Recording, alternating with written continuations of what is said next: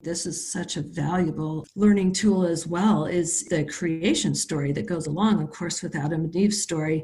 Just the order and diversity that is in play with creation is so enlightening and directive to us to clearly, when you look at the variety in nature, I mean, whether you're looking at flowers or landscapes or butterflies or tropical fish, clearly God is a God who loves diversity and values diversity and sees great meaning in it, but at the same time values order and works with natural law.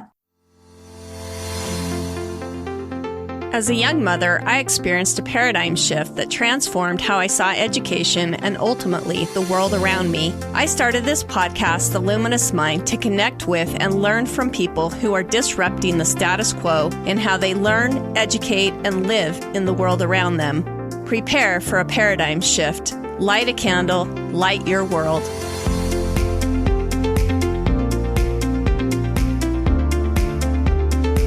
Benjamin Franklin said, "Instead of cursing the darkness, light a candle." You're listening to The Luminous Mind with your host, Rebecca Bowman. Today's Firestarter is Melinda Wheelwright Brown. Melinda has a passion for solving problems, particularly those faced by women. The intersection of her nonprofit work, church service, and exquisite nature led her to pursue an intensive study of Eve, hoping to rediscover those truths long hidden among history's misunderstanding and misapplication of our beautiful origin story. That study led to the publication of her first book, Eve and Adam: Discovering the Beautiful Balance, in April of 2020. Melinda earned a bachelor's degree in economics from Brigham Young University and loves teaching and discussing the gospel of Jesus Christ. She and her husband, Doug, are parents of 4 children and have recently entered the delightful world of grandparenthood. All proceeds of her book go to a variety of women's charities located on our show notes page. Well, welcome, Melinda. Thank you. Happy to be here. I am so excited to have Melinda with us. I just realized as I was preparing for this podcast that Melinda is the first guest that I'll have on my podcast that will talk about a little bit of LDS, the Church of Jesus Christ of Latter-day Saints theology. But I absolutely loved her book. I can see so much relevance within our society for it that I think that this story, oftentimes we don't think that we're religious, but the understanding that we have through scripture gets permeated to the rest of society. And I really think that this book that she has written, Eve and Adam: Discovering the Beautiful Balance, could do so much healing for our society. So I'm so excited to have you on. But before we get into your book, though, go ahead and give our audience a little bit of background about yourself. Oh, okay. Well, let's see. I am just really in the midst, like this week, of emptying my nest. My husband and I have 4 children, and our youngest is leaving for college on the West Coast in a couple days. I have 2 little grandsons, which are just the cutest things in the world, of course. And I'm just loving this phase of life. I think it's really great. And I'm loving just kind of being the captain of my own ship, which hasn't really, been the case for about 29 years so much. I just, get to choose how I want to spend my time a lot more these days. And I'm really, really loving just delving into learning about all sorts of great new things and working on getting back into school to pursue a master's degree. So I'm taking a couple of online classes right now to kind of help me figure out the direction I want to take that. I spent the last 4, almost 5 now, years working on this book project. And that just really was just a complete joy and delight to do, and something that I really couldn't have predicted. But when the pieces began to fit together and point me in that direction, it just really felt like what I was meant to be working on. And it was just energizing and exciting every day. I mean, every day I was excited to jump out of bed and get back to work. So that's when you know you found a good project. One of the things I really love about your book is all of the source material that you have in there. And I love how in the author's note, you actually talk like you did that on purpose so that we, we'll go ahead and we'll read this book of yours, but then we can do our own study and our own research into these topics. Yeah, that really was one of my goals. I wanted to help people figure out how to dig really deeply like I had and give them the tools and just kind of some guides to do that and get them pointed in the right direction. And one of the very best compliments I received in the writing process when I was working with several different beta readers was a young woman who was in graduate school who said, I always thought I knew how to study and look for truth. And now I realize I've barely scratched the surface. Like there's a lot more that I need to be doing to really find those things that are, like I frequently say, hidden in plain sight.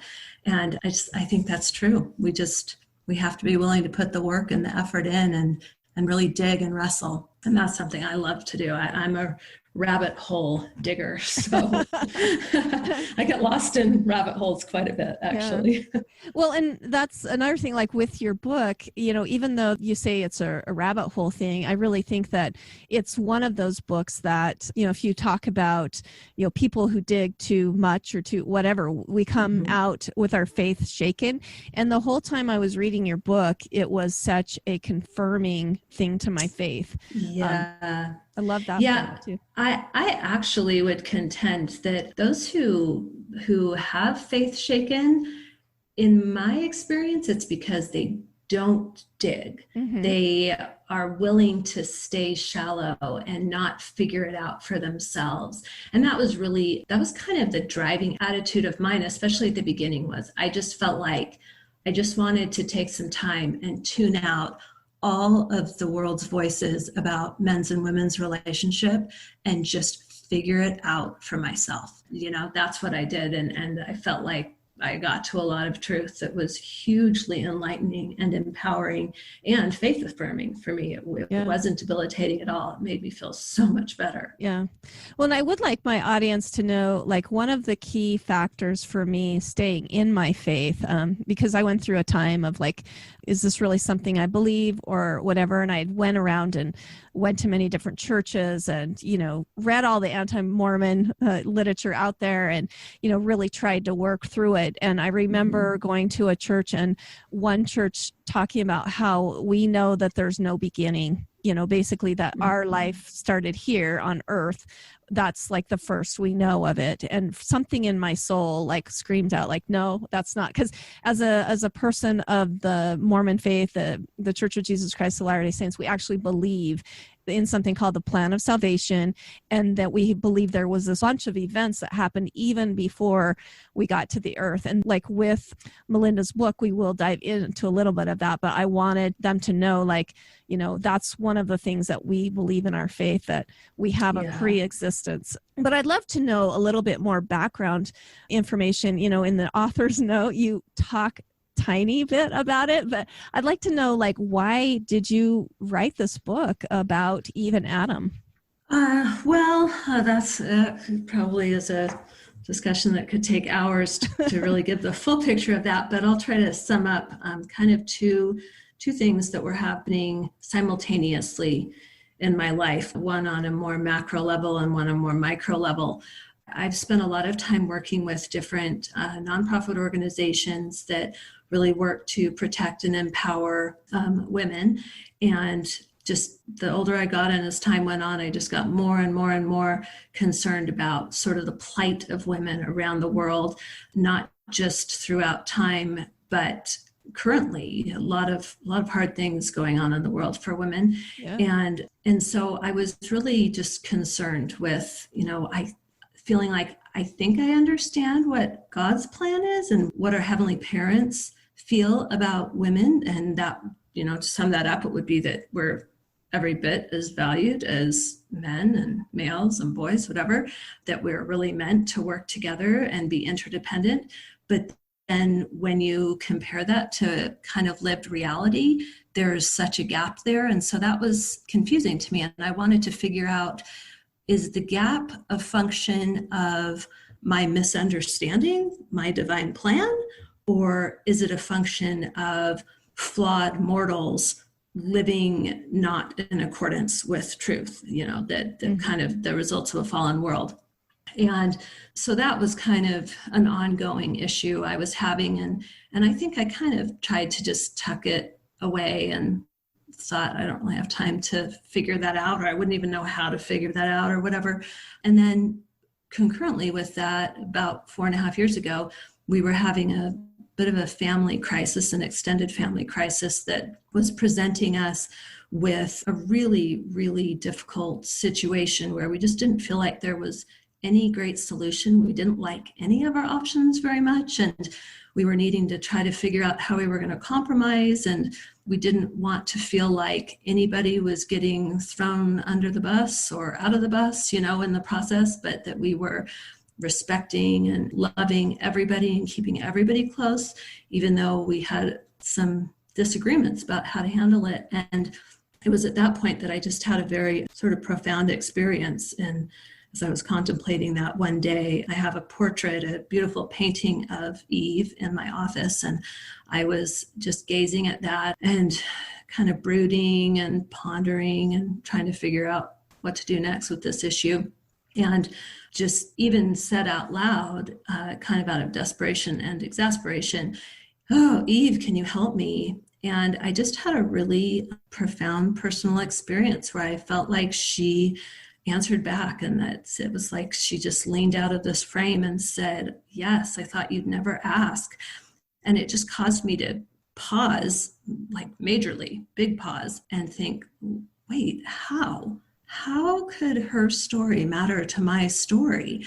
And the more I dug into that, the more I realized that not only did she and her experience and her attitude about embracing life, even with its challenges, not only did that inform our family issue that was going on, but it also was very much held the answers that I'd been searching for in this bigger issue of how men and women were meant to interrelate, and why I was experiencing this sense of a gap in my faith and my lived experience and all of this. It just started to uncover answers everywhere, and that was a big deal. Well, and often in our faith too, and maybe if you're an outsider looking in, you see that there might be some discrimination against women within our faith. Although I never really felt that. I've always felt, as a member of the church, we highly regard women because family is so central to what we believe in our doctrine, but in the foundation of the world, in making sure that, salvation comes to all of us. A lot of it comes from our belief in the family. But I feel like a lot of those misconceptions that we see within our own faith are actually very common misconceptions that's gone throughout the whole history of time. I mean, we're even seeing still to this day women treated like second-class citizens in various places of the world. Let's kind of unpack what maybe some of those common misconceptions are about the story of Eve and Adam. And how do you think understanding the story will help us better understand the plight of Jesus and why we need him so desperately in our lives, and then also our place in history? So those common misconceptions. Yeah. Okay, well, that is a huge question. Lots of pieces of that, but I'll try to just sum it up in maybe a couple of key ones that I can explain kind of easily, and people want more, they can read the book, I guess you could say.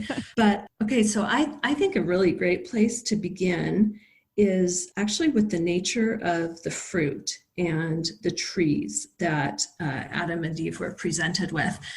I think it's a very common idea that even non-religious people, if they're asked to sum up the story, if you kind of stopped someone on the street and just said, "Hey, in 5 sentences, can you tell me the story of Adam and Eve?" I think most of them would start by saying they were put in a garden and there was a good tree and a bad tree, and she messed up and she ate from the bad tree and she ruined everything. Yeah. That's kind of the quick summation of how that maybe went down.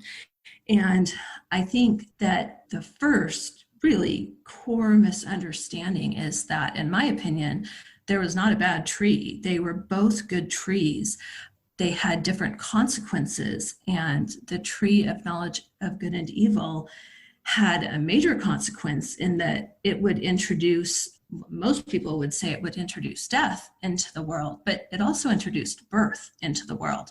So, we believe that Adam and Eve were never going to have children in the garden because it was a very static state, that it was not a dynamic place for them. Everything was just still and in this state of perfection and kind of state of paradise, but there was no growth or change or transformation going on there.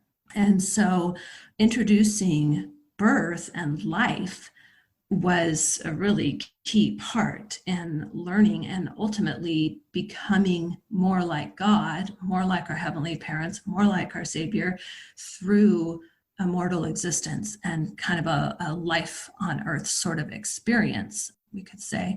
And so that was something that had to happen.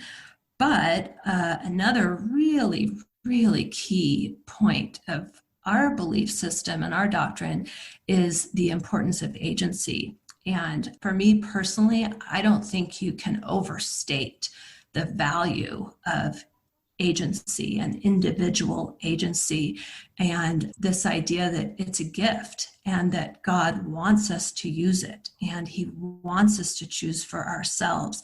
And I think that in that sense, I think if we look at our origin myth, if you will, of Eve and Adam, or a true story like some of us feel, it was very much designed. It's this brilliant design that required that they make a choice.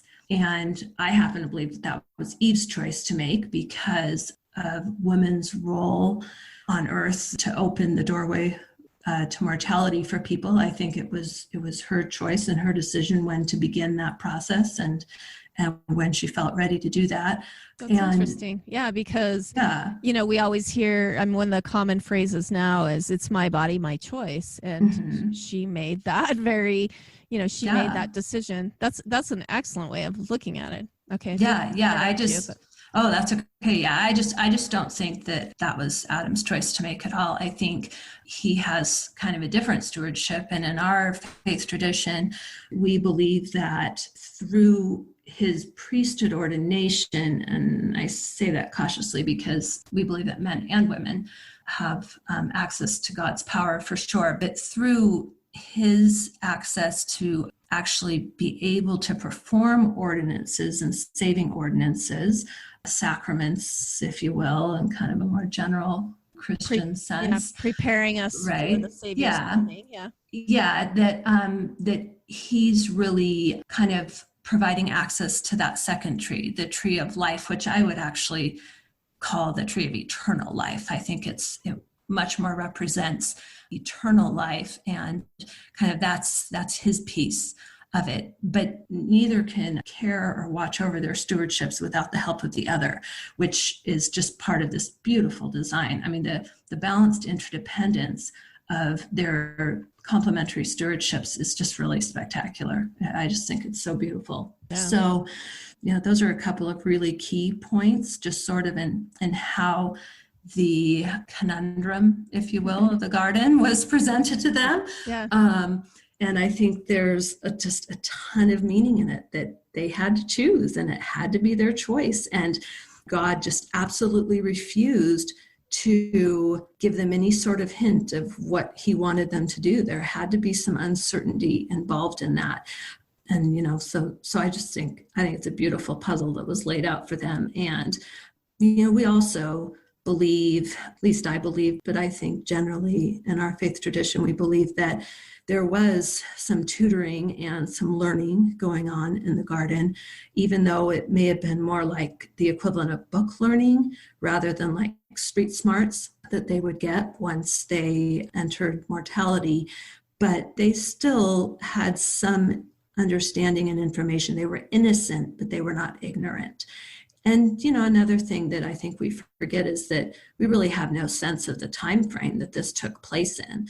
They may well have been in the garden for eons before they felt ready to proceed to the next step. And I think our absolutely loving, caring heavenly parents would have been very patient about that. And I don't think there was any rushing going on. And then I just think in a very grand sense, some people today, and again, that just the person on the street being asked about this, even if they're completely non-religious, might say, she messed everything up, and this is like a backup plan. This isn't the way it was supposed to be. And I would disagree with that. I would say that, oh no, this was exactly the way it was supposed to be. This was all part of the plan. It just needed to be on their timetable and at their choice. And so, that's a big difference too. And then in a very general sense, just this notion that she's so maligned and defiled for having made the choice to eat the fruit. It's always stunning to me that throughout time and across cultures, even by those who would completely discount the story, its truthfulness or its meaning or any of those things, they still refer to it with saying, well, women are cursed from the start. They messed up everything and they ruined everything. So they'll always be lower than men. Yeah. And, men have the right to subjugate them. And so it's such a strange rationale to me. Yeah. Yeah. Well, and even the way you talk about this in your book, the way that they perceive the fruit, it's always picked out as an apple, and apple is one of the definitions for apple is like evil, that. That's exactly, a lot of the world would see it as like an evil thing that happened. Yes. And we probably just should just take a quick minute to explain that a little bit more clearly for anybody who doesn't kind of know that story. And this is really, really widely accepted. Any linguistic scholar will agree and back this up. But when the Bible was being translated into Latin, and of course the Old Testament originated in Hebrew, and then there was a Greek version of it, and then the New Testament was written in Greek, and then it was kind of moved over into the Latin. The scribes just sort of treated that like kind of like a pun and a play on words, because the Latin word for apple is a word malum, M-A-L-U-M, and that is a homophone. And one of the other meanings of it, like you said, is evil. And so it really was intended as soon as they started depicting it as an apple, it was just like this cruel joke that she was evil and the fruit was evil. And, we see that everywhere. That's such a common thing in fairy tales and Snow White, Yeah, exactly. Exactly. Yeah.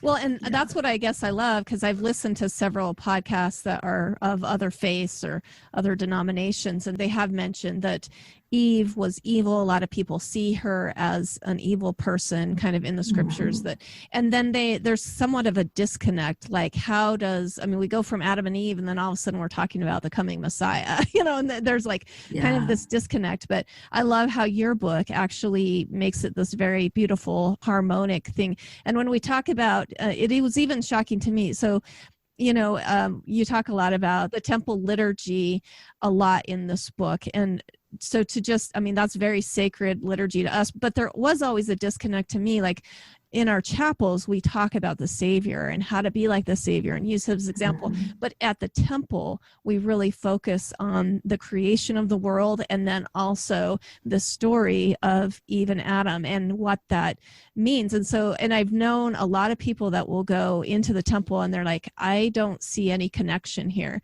And I think your book does a beautiful job about making it that harmonious thing between the story and Jesus. Thank you. Into this. But so we talked a little bit about like the use of language and things like that. That's kind of made it more difficult for us to understand this process with Eve and Adam. But let's talk about like, what did you find as you began researching this story that's kind of different to what we know our story in the world? Yeah. At the cultural hall, he joked like, oh, did you find the Bible of Eve? Well, okay. So there are lots of different aspects of this that we could discuss, but just picking out a few kind of key ones. in my research, I was really trying to read everything I could find about biblical studies about it. In fact, I would probably even say the majority of what I was studying was not scholarship done within our faith tradition and our religion. It was Jewish and Catholic and Protestant of all sects and Islam and lots of different elements that take this origin myth as part of their tradition as well. And there are scholars in all of those faith traditions doing great research on this.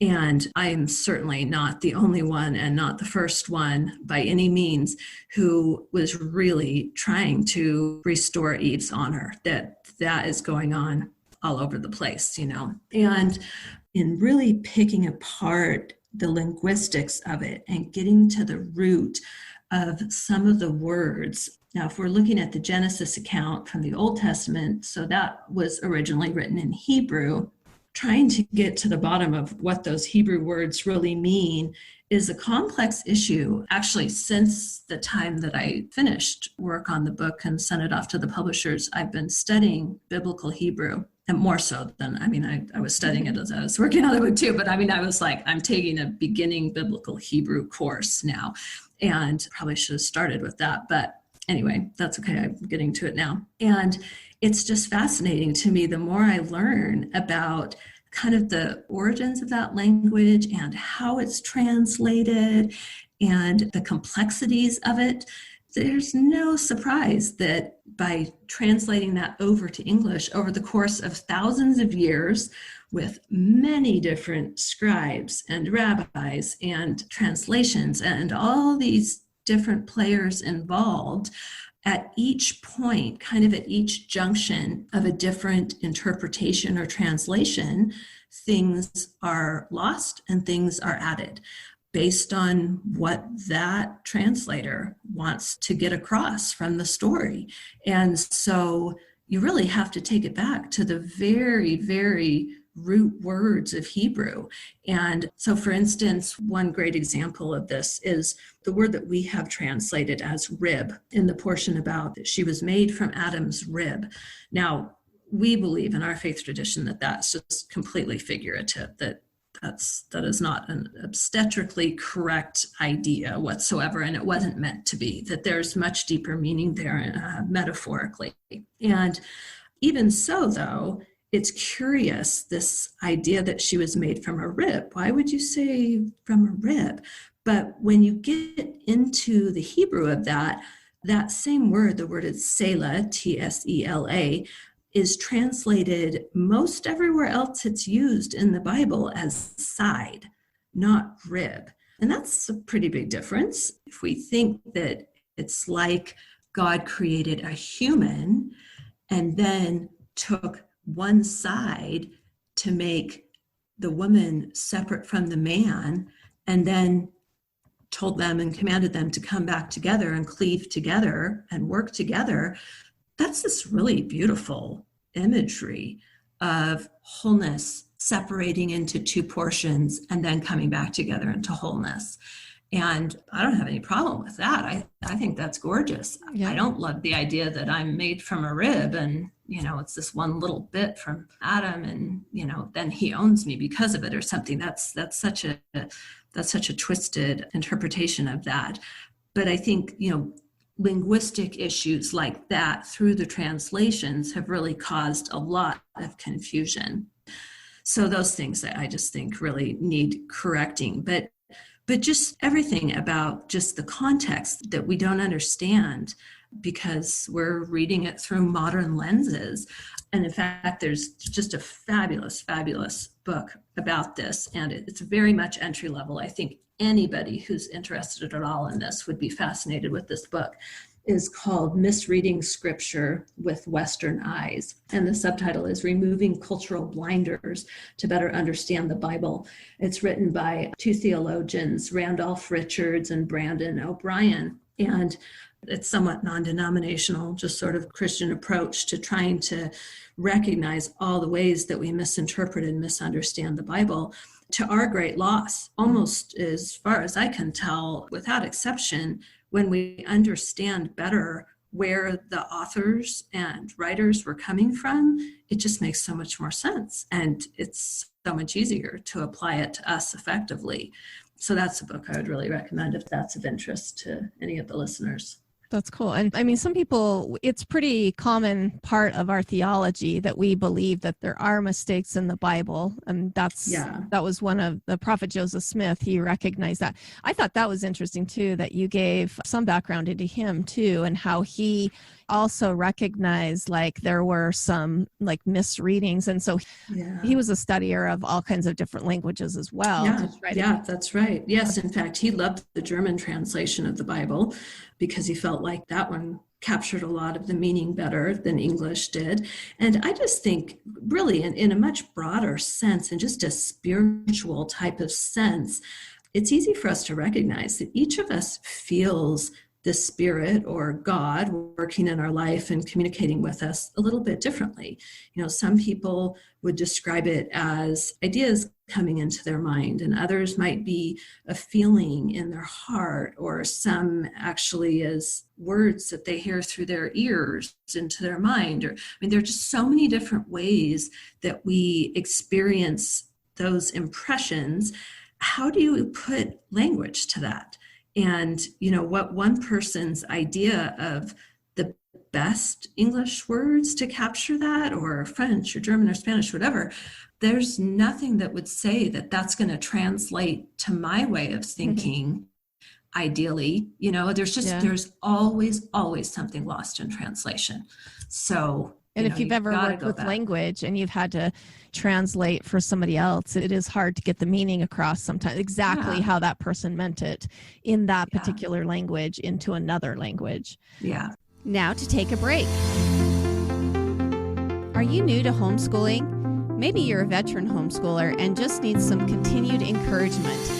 I'm so happy to announce that the Idaho Freedom Action is sponsoring me in offering a free webinar.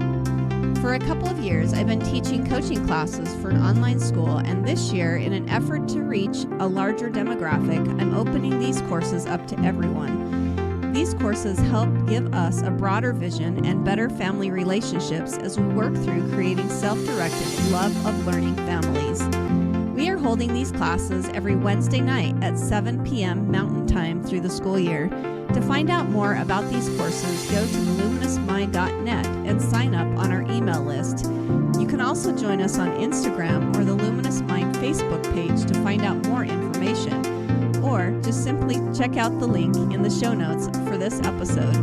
Recordings for these courses will also be available on the Luminous Mind Patreon page. Join us for empowered learning for families. Now back to the episode. And that's one thing too. Do you feel like, so one of the questions I have down is that, you know, why do you think it's essential that we know the history and the origin of these words as we're learning about the story? I kind of wonder if we don't have a good understanding of the origin, the Bible is going to seem kind of weird and clunky to us, for one. Yeah. And then maybe that's the disconnect why people like see that not really having application in their life anymore, because it's like this. What's your take on that? Yeah. Well, I've really come to sort of, I don't want to downplay or belittle the Bible in any way. So I'll choose these words as carefully as I can. But I would say the specific words in English, in the King James Version or whatever your version you're reading from, I almost take them like with a grain of salt, right? Because it's much more ideas that they were trying to capture. And the words are just woefully insufficient to really get those points across, that it's much more getting the sense of what their idea was, almost in an imagery sort of way. In fact, it's really fascinating. The more I've been learning about Hebrew, you know, the shapes of we would consider letters, but they're really more like characters in Hebrew. They originate from like pictographs, like Phoenician pictographs that were drawings trying to capture fairly complex ideas in a simple line drawing. And then that translates over time into kind of these shapes that become phonetic symbols. But when you're learning Hebrew, you're really learning much more about what that pictograph represents. And then you're bringing those ideas together. It's a little bit more like sign language, maybe, than like a written language. Like if you've been exposed at all to like American Sign Language, you know that the person signing is not like spelling out every letter, or it's not these very, very specific one-to-one relationships between a word and a sign. It's more that signs have general ideas, and as you fit those signs together, you capture the meaning of a phrase or a sentence. And I think that's a better way to think about how the Bible began.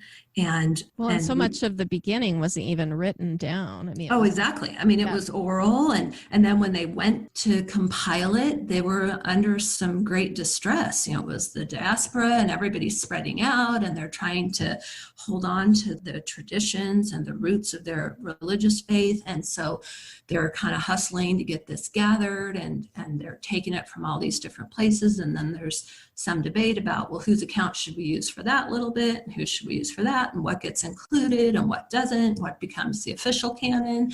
You know, it's such a complicated story. I mean, there's so much more to it than I think we typically think of when we just pick up the Holy Bible off our desk or whatever to start reading. And so that understanding really, really helps us to make better sense of what's contained therein and figure out how to apply it better to ourselves, I think. Definitely. Well, and I want to kind of come back to that. But first, I'd like to know, like, you know, as you began this process of learning about Eve and Adam and Eve, I love that too. Like the title of the book is Eve and Adam. We always hear it related as Adam and Eve, but really that's kind of what the book is about. It's an intertwined relationship between the two.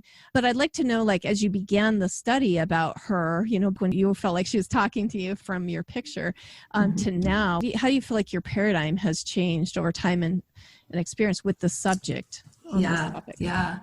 Oh, so much.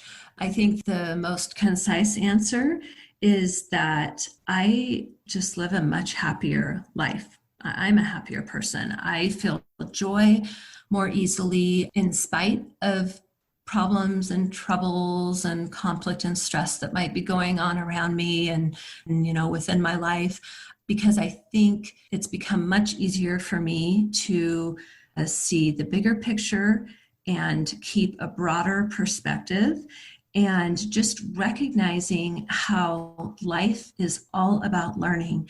I really prefer to think of it as just a series of practice experiences rather than a test. I really don't like the notion that it's a test. I think it's all practice, and the more mistakes, the merrier, it almost feels like, because that's really where the learning takes place. And something that is kind of interesting, and there were lots of times my husband would see different books I was reading and he'd say, "What's that? I thought you were doing research. That can't possibly go along with your research on Eve." And I'd say, "Oh, yes, it totally does."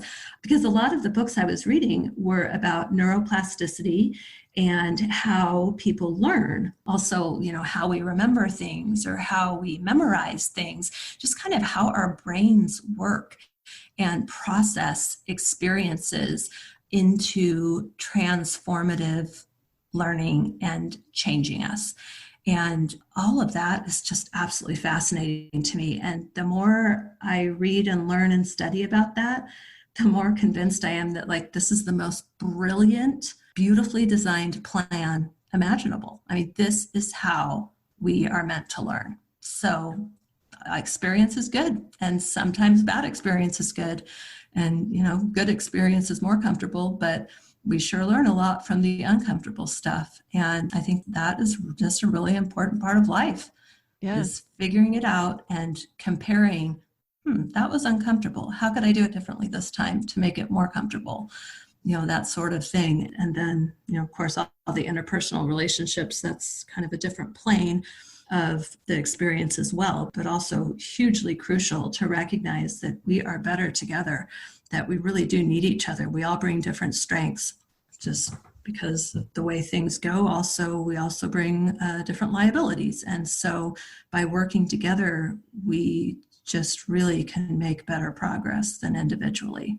I love that. And that can be not just male-female relationships, but, to heal our world type of thing. Oh, absolutely. Yeah. Oh, Well, yeah.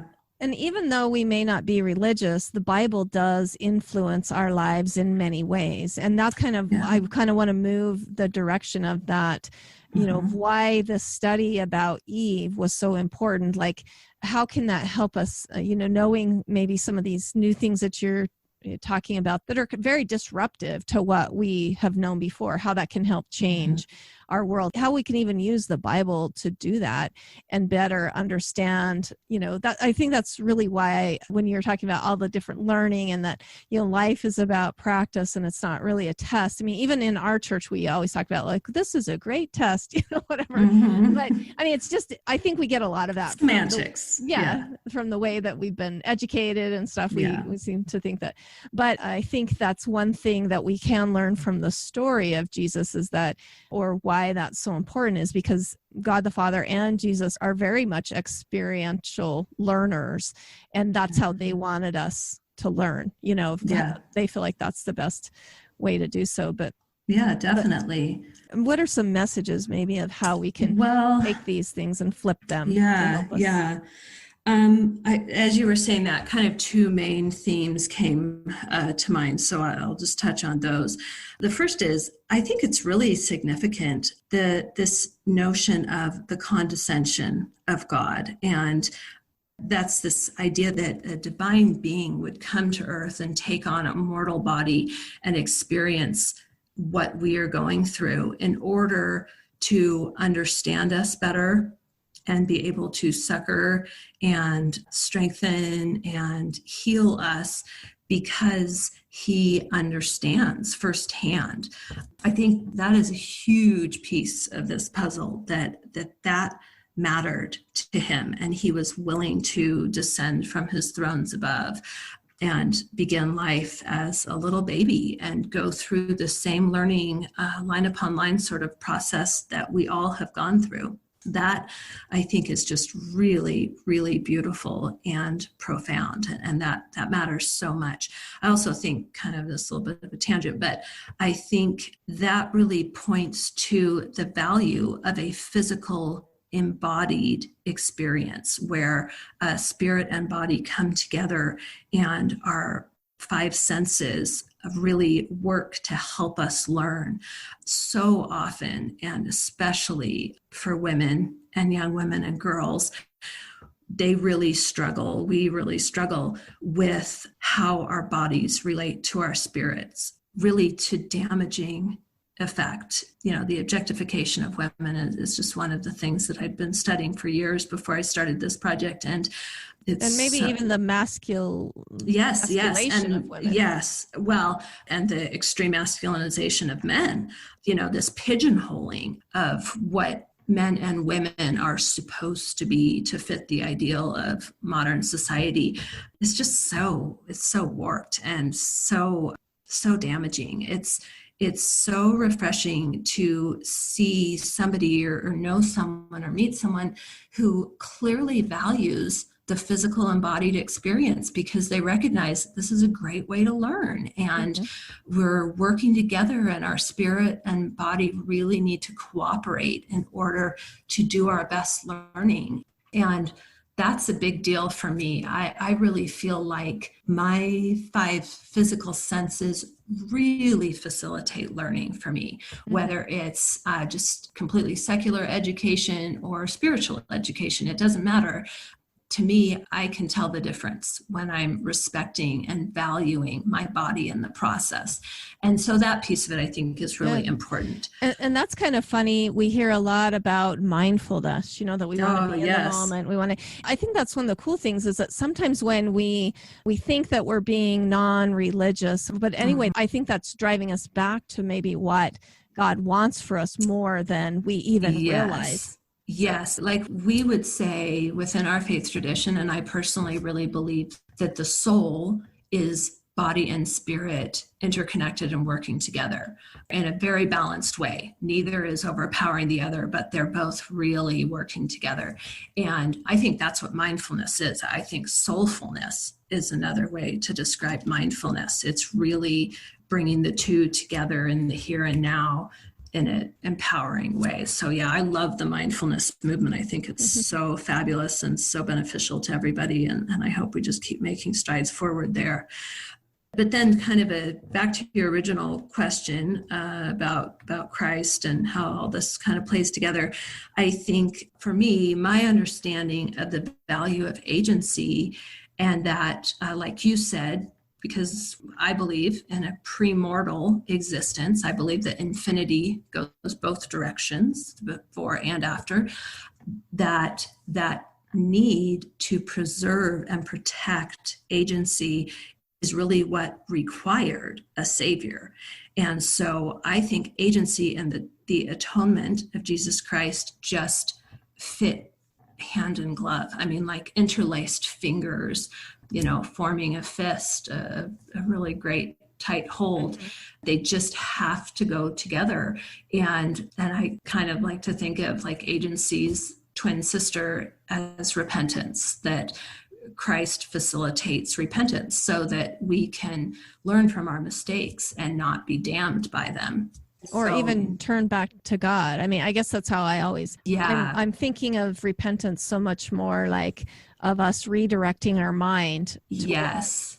Yeah, that's exactly right. In fact, that's the Hebrew meaning of that word, is just to turn again, to just keep turning back to God. And like speaking of mindfulness, to me, that just encapsulates mindfulness so perfectly. When you're sitting in a yoga class or whatever, and there, you've got your great guide there saying, if your mind wanders, just acknowledge that it's wandered and just bring it right back and bring it back again. To me, that's just repentance again. And again, just keep turning to God, turn to God, turn to God. And so, I think that's just a wonderful way to see it and see how it all fits together and how beautifully balanced it all is, that they support each other like puzzle pieces. Yeah. Yeah. Well, in talking about that agency and that need to protect agency, that's another very integral part of our theology, is that we believe that was the whole struggle before we even came here, is like what kind of freedom we would be given. And so many people, I think, when they think of the Bible, they think of a right and wrong kind of thing. And I would hope that within what we believe, like, this sounds horrible, but there's less of a right and wrong, and there's more like there's either a freedom or captivity type of attitude between. I mean, do you see that as well? Yeah, for sure. I think there are lots of different approaches we can take for things, but ideally it's about preserving that it be our choice. And I think and maybe that's the rebellion against the Bible, is because we have used it to like, okay, this is the right way to live, and going over here is the wrong way to live. But you have so many people that are kind of middle of the road type of people, and so there's a lot of pushback against the Bible because of that, maybe. Well, I think that's true. And I think, one of the complicated things about agency is that there's what I kind of think of as agency clash that just goes on constantly, because I can only use my agency 100% the way that I choose to, as far as nobody else is involved in the picture. I mean, as soon as any other human being kind of comes into my sphere of influence, either something I do is going to damage or diminish their agency to some extent or another, and something they do is going to diminish my agency to some extent or another. And so like in the book, I use an analogy of a three-legged race, that it kind of feels like that, where my agency is tied to my partner's. You're like this backyard party game, that we're kind of tied together, and I'm under their influence as much as they're under mine. And it's kind of this battle of push and pull, and who gets to chart the course and decide where we're going. And obviously the secret to a three-legged race is cooperation. If you kind of can get in a rhythm and decide together how you're going to do it and where you're headed, it works so much better. It's so much less painful than if you're both trying to go opposite directions. Yeah. And I think, kind of in a nutshell, one of the really, really beautiful aspects of Christ as our Savior is as kind of being the bridge between agency gaps or the agency clash. I mean, he can fix that and make it all work out so that where one person's has been diminished, he can make up that difference, and he can, restore to them their ability to make the choice ultimately. And that's a very complicated cosmic equation that is way beyond me and any of us, but I do believe that that's really where the power and beauty of the atonement lies, is in reconciling all of the clashing of agency and making it work out for our good. That's awesome. Well, and you see that within our society. You see, I've never really thought about it, but that's really, we could all be free if we never had to interact with each other, right? Yeah, exactly. But because our society is so intertwined, we feel this need to control and to push and whatever the other person in our direction so that we can still keep our agency as well. Do you know what I mean? And that's, yeah, that's exactly right. And I think too, when we see it as this complicated equation with all these variables and difficult to understand coefficients in front of each variable, kind of related to how much or how little agency we actually have based on our experiences and what other people have done to us and all this sort of thing.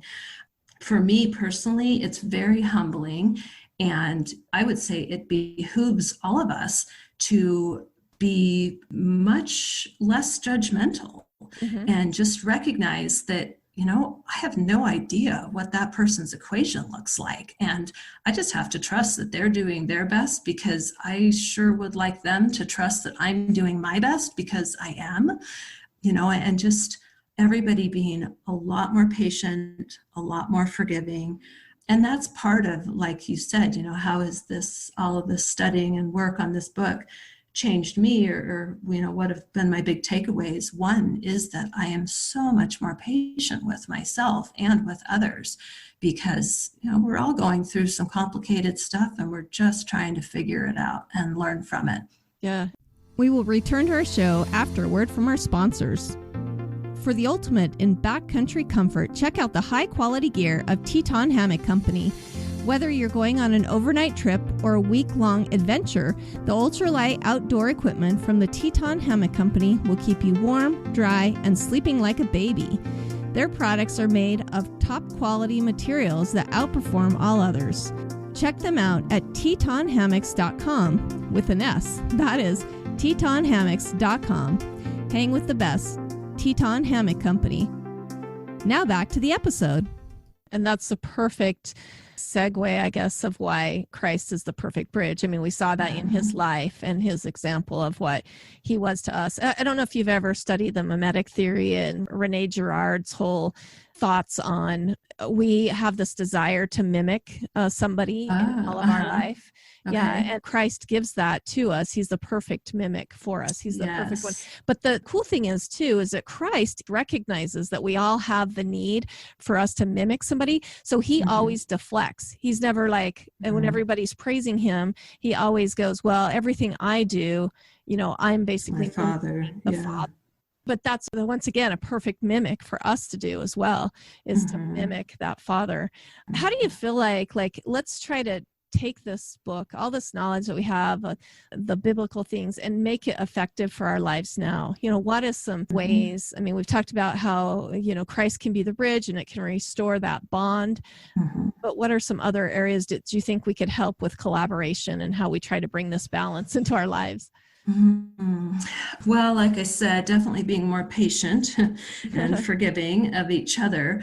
But I think too, just, recognizing that uncertainty and risk is a good thing to nudge us out of our comfort zone and into a willingness to try something differently than we have before. I think that's a really, really great way to learn. Also, this idea that we have to go through things. There's really no way of avoiding a lot of the hard life experiences. I think of that fun children's song about we're going on a bear hunt and can't go over it, can't go under it, have to go through it. And I think that that's a good reminder to me that, just buckle down, pull up your bootstraps and find a way through, and just know that, you're probably going to get muddy and tattered and maybe injured a bit going through the hard stuff, but we can help each other recover from that after, and certainly the Lord is there to help us in that recovery process after as well. And just by having that willingness to figure things out and keep trying and keep getting back up again when we fall, I think that's the beauty of what life learning is really about.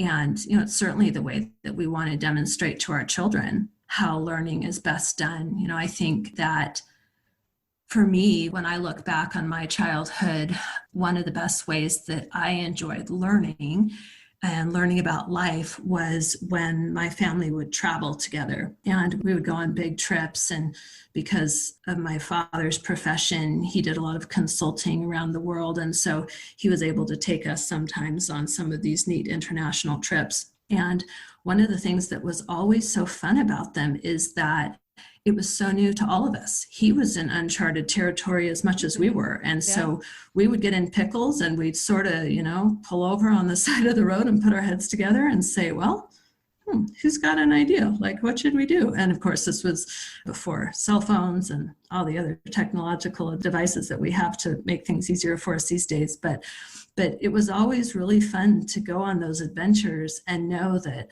maybe I would come up with a great solution to a problem we might run into, that it wouldn't always be my dad or my mom. We would all come up with those things together. And just to look at life like an adventure that we're all going through together. And it's not a competition between each other, are really helpful attitudes. Well, and when we think about models, you were talking about the uncertainty and the risk. That's a perfect way Eve was such a good model for us, is that she took a lot of uncertainty and risk in her decision. And I think the world has always cast her as we always seem to think that she was punished for that, and that because of that, all women are punished.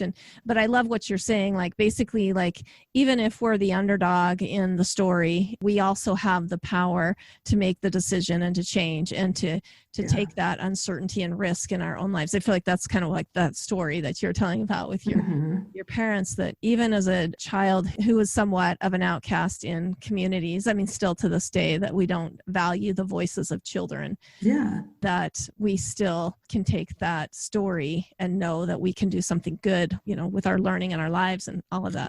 Yeah, for sure. Well, and one thing we haven't really even touched on, but I think this is such a valuable learning tool as well, is the creation story that goes along, of course, with Adam and Eve's story. Just the order and diversity that is in play with creation is so enlightening and directive to us. To clearly, when you look at the variety in nature, whether you're looking at flowers or landscapes or butterflies or tropical fish, clearly God is a God who loves diversity and values diversity and sees great meaning in it, but at the same time values order and works with natural law. And I think all of those things are really helpful to us as we navigate life, to appreciate the value of diversity, but also the value of natural law and order. And part of the real secret in learning through agency is that we have to have unfettered consequences that we can learn from. Maybe not necessarily immediately, but at some point, we need to know that our actions have connected consequences that we'll get, and you can't pick up one end of the stick without picking up the other, sort of thing. Yeah. And there's a lot of that in our world where we want to try to avoid the consequences, but We can't. That was actually one of my favorite. I even turned down the page of that because you do talk about the order and then the differences and the variety of how God, he respects order, but he loves the differences. He loves the uniqueness. And then you had participation as another part of it. And I took that very much as a personal message. Like sometimes we just want to sit on the sideline and basically judge how somebody should have done something or how, whatever. Yes. But really it takes us finally just jumping in and participating. That's right. That, I wish I could have pulled out some of these quotes in here. I just had turned down the page because I was like, okay, I got to remember this particular section. But that part almost had me in tears for some reason. Nice. And then it was just a very meaningful part that, we can't just sit on the sidelines and just think that we can be an armchair quarterback of how we think somebody should and That's should be doing exactly right. It's a participatory sport. Got to get in there and get dirty. Well, other than me just totally praising this book, what is some other feedback that you've received about your message? How do you feel like it's helping other people be more successful? Well, people have been very, very kind, and that's been really gratifying, and I am just really appreciative of that. But I would say one thing that has been really interesting, we have a kind of social media presence, an Instagram account and a little bit on Facebook, but we're really on Instagram, called Brave Like Eve. It's brave.like.eve. And my daughter and daughter-in-law help me kind of manage and run that. But our goal is for that just to be a really encouraging, uplifting place where we can just appreciate the value in embracing life, even its thorny patches. And it's been really fun over the last several months as that's begun to take off, to have people reach out to us and say things like, I was going through this really hard thing recently, and before I really even realized what I was doing, I realized that I kind of had this mantra in my mind of just be brave like Eve, be brave like Eve, be brave like Eve. And I can't even, there aren't even words to describe how happy and thrilled that made me, just to think, oh, if we just can change the dialogue around her and give her the honor that clearly, in my mind, she deserves and has always deserved.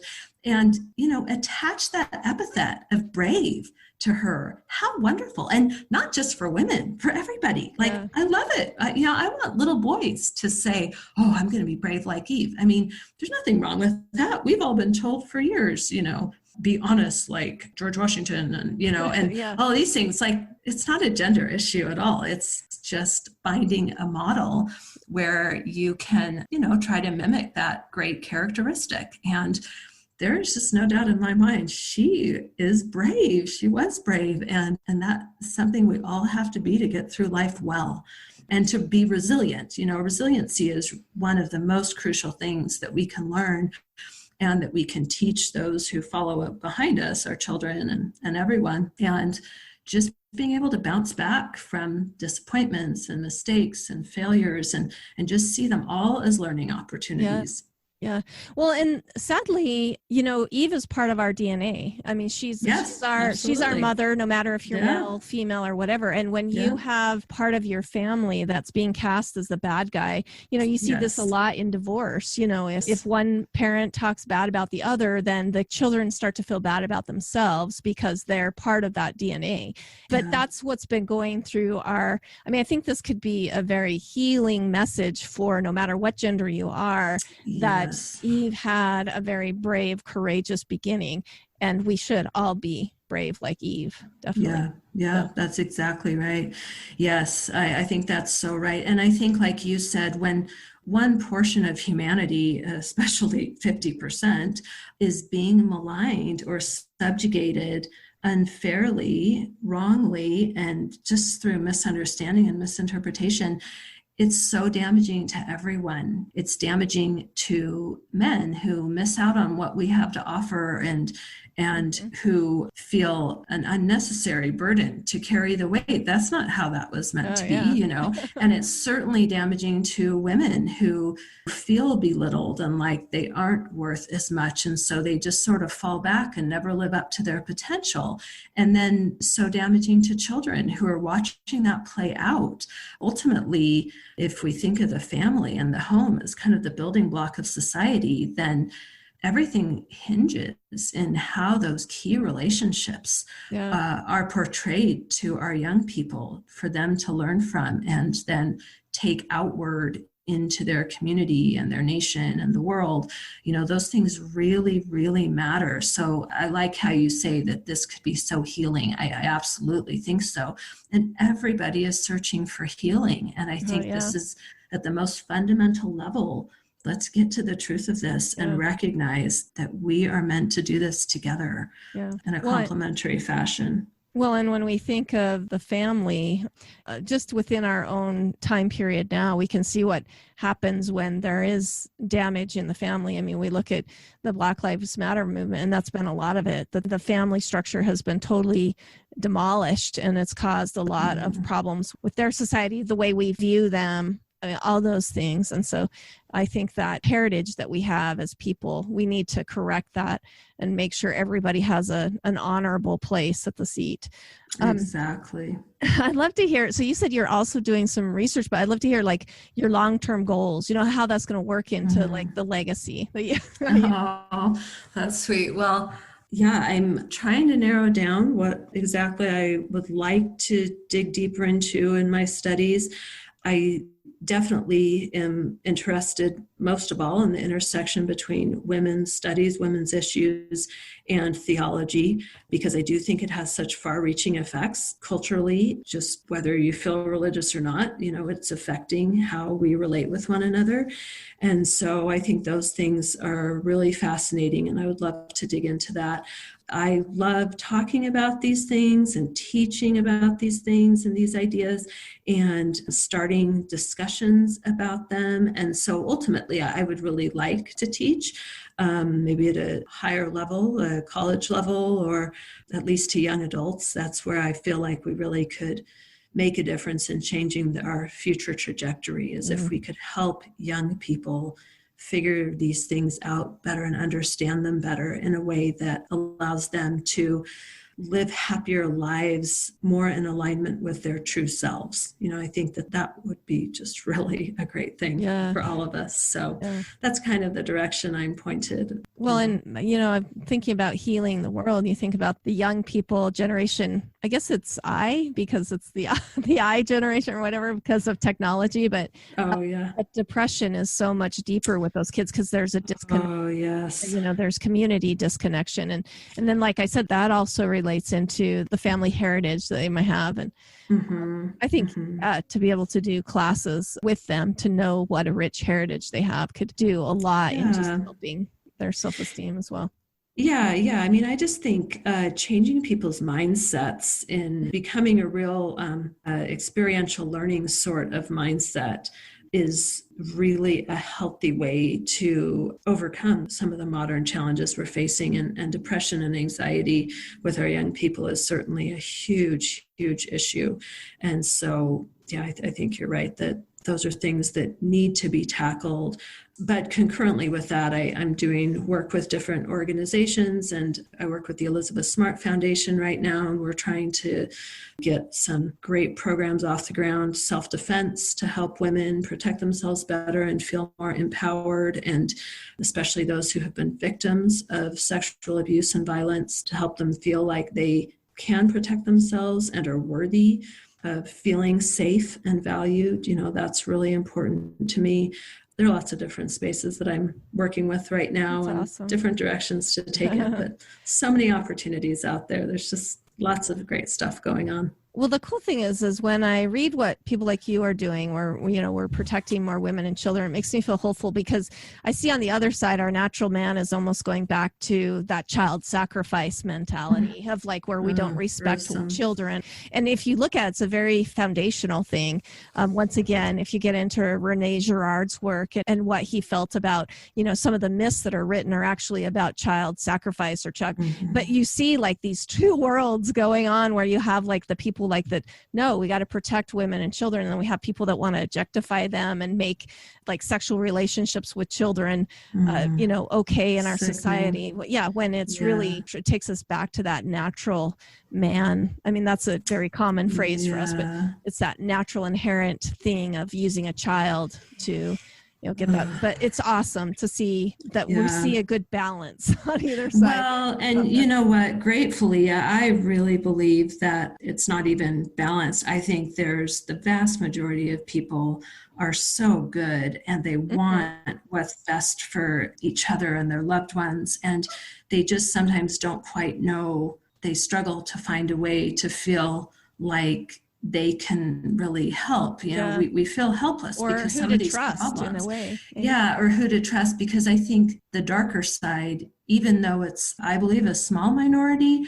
I think it's a very vocal, visible small minority. And so it can be daunting. And it's been really exciting and eye-opening in the last few years to feel like little old me. That's kind of a lame phrase, but like I wouldn't have guessed that like I could make a difference. But you know, thousands of people have bought the book and have read it, and like that's amazing. That actually, if we just are brave enough, like step out of that comfort zone and take the risk and just try, because so in the often, area that you're meant to, you know, we all find your passion and make that your purpose and just do something. And really, I just think that the Lord is so anxious to help us, that if we will just get started trying, He'll be right there to jump in and help.